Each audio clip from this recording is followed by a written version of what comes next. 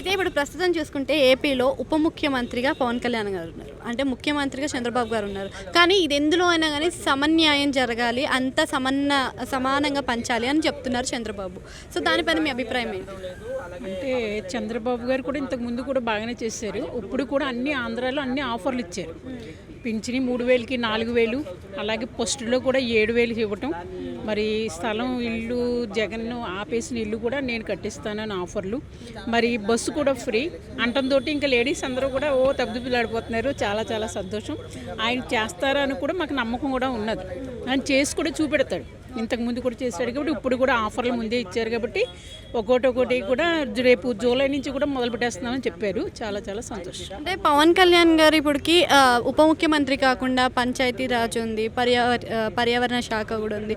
ఇలా కొన్ని విధులు ఆయన పాటించాల్సినవి చాలా ఉన్నాయి. అయితే ఈ పదవులు అన్నిటికీ కూడా ఆయనకి ఎక్స్పీరియన్స్ లేదు. ఫస్ట్ ఆఫ్ ఆల్ ఇవన్నీ కూడా నిర్వహిస్తాడు అనుకోవచ్చా? ఎక్స్పీరియన్స్ లేకపోయినా ఆయనకి ఇష్టం.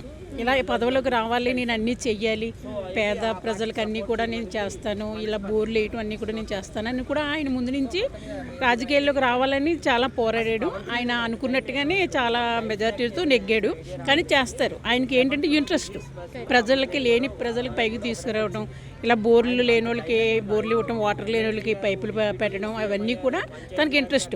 తను తీసుకుంటాం కూడా అదే నిర్ణయం తీసుకున్నాడు. నాకు ఇది ఇవ్వండి, ఇది నేను చేస్తానని తీసుకున్నాను. కానీ కొంతమంది చూస్తున్నట్టయితే ఇప్పుడు మీరు శ్రీరెడ్డి లాంటి వాళ్ళది కూడా చూసే ఉంటారు. శ్రీరెడ్డి లాంటి వాళ్ళని చూసినప్పుడు ఎలా అనిపిస్తుంది మరి వాళ్ళు మాట్లాడే మాటలంటే? శ్రీరెడ్డి గారు అంటే ఆవిడ చాలా మంచి ఆవిడ, మనం కాదు అని అనదు. కాకపోతే దీన్ని బట్టి ఎవరిస్తే వాళ్ళు మాట్లాడమంటే దీన్ని బట్టి ఆవిడ మాట్లాడుతుంది. కానీ పర్సనల్గా అయితే ఆవిడ మంచి ఆవిడే. కానీ మనం పేమెంట్ ఎవరు ఆశపడమండి? ఎవరైనా ఆశపడతాం కదా. ఇప్పుడు నాకు ఏమీ లేదు, ఒక 50,000 ఇస్తాను లక్ష్మమ్మ మాట్లాడమంటే మరి మాట్లాడతాను. అలాగే ఆవిడ పర్సనల్గా మంచి ఆవిడే. కాకపోతే వేరే వాళ్ళు కొంచెం డబ్బు ఇచ్చి మాట్లాడమంటే మాత్రం అలా మాట్లాడతారు అంతే. పర్సనల్గానే మాట్లాడినట్టుగా మాట్లాడుతుంది కదా. తను ఫస్ట్ నుంచి కూడా మెగా ఫ్యామిలీకి ఆంటీగానే ఉంది కదా. అలాగే మాట్లాడుతుందమ్మా. విడిగా అయితే మనం ఏం అనొద్దు. ఆవిడ మీద కూడా మనం అప్పుడేం తెయ్యొద్దు. ఎవరైనా మాట్లాడమంటే నేను డబ్బులు ఇస్తాను అంటే మాట్లాడుతుంది అంతే, అంతవరకు. కానీ న్యాయంగా ఉంటుంది. ఆవిడ ఏంటంటే ఒకసారి మనం ఓపెన్గా నన్ను ఏ డైరెక్టర్ మోసం చేస్తాడు, ఏ డైరెక్టర్ పాటు చేస్తాడు పబ్లిక్గా చెప్పింది ఆవిడ.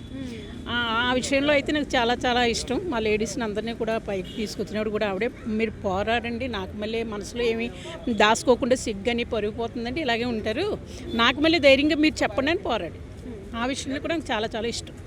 అంటే ఇప్పుడు వీళ్ళు సమన్యాయంతో అంటున్నారు కాబట్టి ముఖ్యమంత్రిగా రెండు పరంగా చూసుకుంటే మరి ఎవరు ముందంజలో ఉంటారు, డెవలప్మెంట్ ఎలా ఉంటుంది అని?